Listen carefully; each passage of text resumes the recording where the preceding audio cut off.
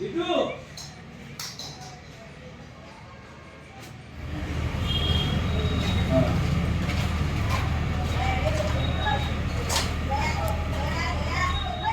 Card के लिए मुद्दा उठाई हूँ। राशन के लिए जो गरीब है उनका राशन बराबर नहीं मिलता है। जिसको 30 किलो मिलना चाहिए उसको 12 किलो देते हैं, जिसको 12 किलो मिलना चाहिए उसको 4 किलो देते हैं। और बहनों हमको इतना फरियाद करी बेचारे की पूछो मत। भाई बहनों सभी आते थे, लेकिन मैं बोल बोल के थक गई। उन लोग राशन इतना ही देते हैं और दादागिरी इतना है कि पूछो। अगर बहनों बोलने जाएगी ना तो वो भी बोलते हैं कि जाओ इतना ले जाओ और ज्यादा नहीं देंगे, बस कम, मतलब सबको राशन कम देते हैं। और जो कूपन आता है वो कूपन बिल्कुल नहीं देते उन लोग। कूपन मतलब बहनों को भी मालूम नहीं कि कूपन क्या चीज होता है। कूपन नहीं मिलता है। और जब बहनों पूछने जाते कि आप राशन इतना क्यों दिए, तो बोलते हैं कि लेना हो लो, नहीं जाओ तुम्हारा राशन कार्ड बंद कर देंगे। तो फिर हमने सर्वे किया कि भाई इन लोग सभी राशन, मतलब कहाँ कहाँ से हमारे पास आते थे कि बहनों मेरे को राशन कम मिला, राशन कम मिला। तो मैंने फिर हम दोनों ने ऐसा विचार किया भाई गरीबों का राशन मिलना चाहिए, उनका हक मिलना चाहिए। फिर हमने सर्वे किया, फिर कलेक्टर कचहरी को हमने लेटर लिख के दिया।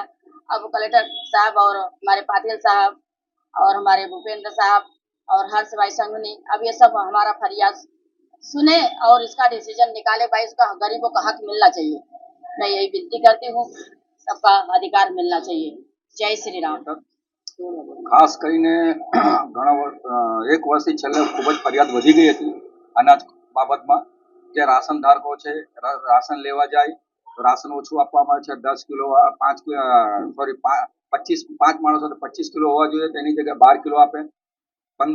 30 માણસો હોય 30 કિલો આપવાના બદલે જે 6 વ્યક્તિ હોય 6 પંજે 30 હોય તેને 15 કિલો આપવામાં આવે છે। ખાસ કરીને આ કૌભાંડ એટલું મોટું છે કે 90% પરવાનેદાર દુકાન પર બેસતા નથી, પોતાને એ બધાને ભાડેથી આપી દીધું છે। અને દુકાન પર પ્રિન્ટર અને કૂપન હોવા જોઈએ। જે લોકો થંબ લગાડે તો કૂપન નીકળવા જોઈએ, એમાં કૂપનમાં લખેલું હશે તમે કેટલા વ્યક્તિ છો ને તમને કેટલા અનાજ મળવાના પાત્ર છો। એ જો કૂપન આપે તો ખબર પડી જાય કે એમને એટલા અનાજ, પણ એ કૂપન કોઈ દિવસ આપતા નથી, પ્રિન્ટ આઉટ છે જ નહીં। ને 90% પરવાનેદાર છે નહીં, બીજા બધા ભાડેથી આપેલી છે દુકાનો। અને એમાં ખાસ કરીને પ્રિન્સ કરીને છે એક, અને દિનેશ રામારેડ્ડી, આ કાલુ છે અને પપ્પુ છે અને ઘણા એવા વિનુ છે, મુકેશ છે, આવા ઘણા લોકો એક જ ગ્રુપના અને બધા એક યુનિટી બનાવીને આ બધું કારભાર કરે છે, રીતસર દાદાગીરી કરે છે। અનાજ નહીં આપવું એટલે નહીં આપવું। મેં કલેક્ટરશ્રીને ફરિયાદ કરી કે આવા લોકોને કે તમે અનાજ નથી આપતા, અનાજ માફિયાઓ આ ગોલમાલ જે કરે છે, પરવાનેદાર બેસતા નથી, પોતાની દુકાનો ભાડેથી આપી દીધી છે અને આ લોકો રીતસર દાદાગીરી છે। આના ઉપર તમે એક્શન લો।